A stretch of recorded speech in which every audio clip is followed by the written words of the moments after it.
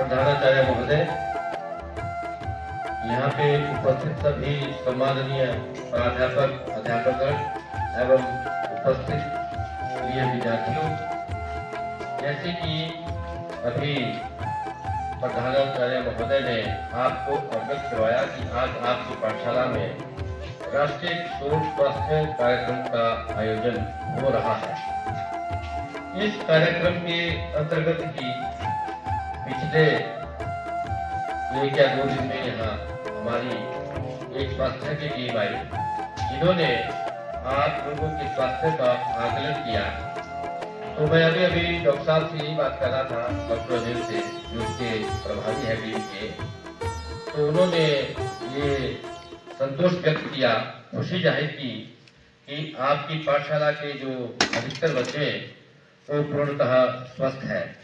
उनका आप लोगों का जो हीमोग्लोबिन है वो भी लगभग ठीक है, बाकी जो सामान्य जांच है वो भी ठीक है, सिवाय 2 बच्चों के जो कि प्राथमिक पाठशाला में पढ़ते हैं। तो उन बच्चों की तरफ ध्यान देना पड़ेगा, शायद उनके अभिभावकों को उन्होंने बता दिया। तो राष्ट्रीय किशोर स्वास्थ्य कार्यक्रम का जो मूल उद्देश्य है हमारा, वो एक तो ये है कि आपकी शारीरिक सामान्य जांच 1 साल में 1 बार अवश्य हो। दूसरा, जो किशोरावस्था होती है वो लगभग 10 से 19 वर्ष के बीच मानी जाती है, और इस अवस्था में शारीरिक बदलाव होते हैं, मानसिक बदलाव होते हैं, भावनात्मक बदलाव होते हैं। आप लोगों की जो रुचियां हैं वो भिन्न भिन्न होगी, आप लोगों के मन में भिन्न भिन्न किस्म के विचार आएंगे।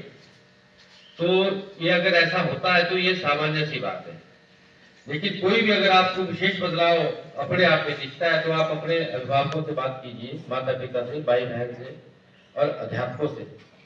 वैसे तो इस कार्यक्रम में आप लोगों के अभिभावकों का होना भी जरूरी होता है, लेकिन शायद किन्हीं कारणों से लोग नहीं आ पाते, जबकि हमने अपनी आशाओं के माध्यम से जो भी आपके घर में आपके अभिभावक हैं उन तक ये संदेश पहुंचाया था कि वो लोग भी यहाँ पे उपस्थित हो, क्योंकि आप लोगों से अधिकतर जो है डील आपके पेरेंट्स ही करते हैं।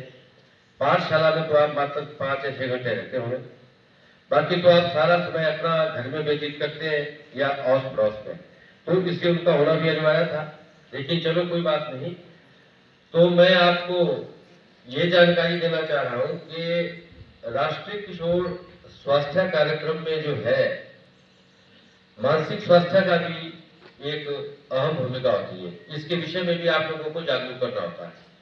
तो मानसिक स्वास्थ्य से मेरा मतलब ये है कि भी आपका ध्यान पढ़ाई में नहीं लग रहा है, आपको हर वक्त भय लगा रहता है, और आपको अपने माता पिता की बात अच्छी नहीं लगती, आपको ऐसा प्रतीत हो, तो आप अपने अध्यापकों से या अभिभावकों से इस संदर्भ में बात करें।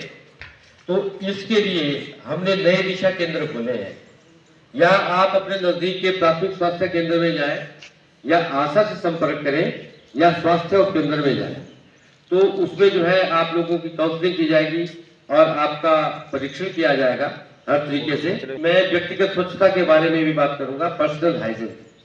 आजकल बरसात का मौसम है और पानी जो है गंदा ही पाया जाता है हर जगह, क्योंकि आईपीएच वाले वैसे तो क्लोरिनेशन करवाते हैं, ब्लीचिंग पाउडर भी डालते हैं, लेकिन इस बात की कोई गारंटी नहीं होती कि वो जल आपका शुद्ध है।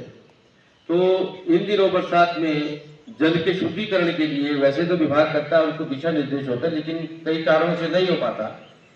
तो ये बहुत जरूरी हो जाता है कि अगर हम घर में प्राकृतिक स्रोतों का पानी उपयोग करते हैं किन्हीं कारणों से, तो हम आधा घंटा तक उस पानी को पहले उबालें, उसके बाद ठंडा करें और उसके बाद उस पानी का सेवन करें, ताकि हम जल जनित रोगों से बच पाए। जल जनित रोग जो मुख्यतः होते हैं वो होते हैं दस्त रोग हो गया आपका, और आपका मलेरिया बुखार टाइफाइड हो गया, और पीलिया हो गया, पोलियो हो गया, और हैजा हो गया। ऐसे बहुत से रोग हैं, लेकिन दस्त रोग सामान्य पाए जाते हैं। तो इस रोग की रोग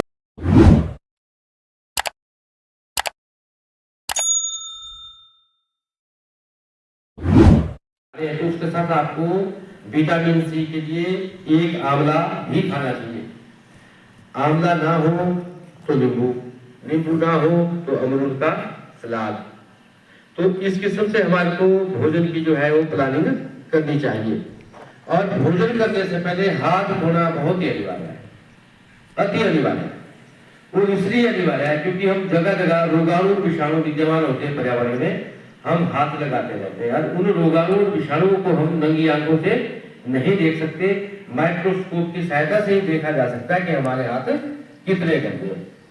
और इसके अलावा अगर मान लो कोई खुले में शौच कर देता है, कोई बच्चा अज्ञानता के कारण या कोई कुछ एक लोग या जहाँ झुग्गी झोपड़ी वाले रहते हैं वो कर देते हैं सराउंडिंग में, तो 1 ग्राम अगर जो हमारा मानव मन होता है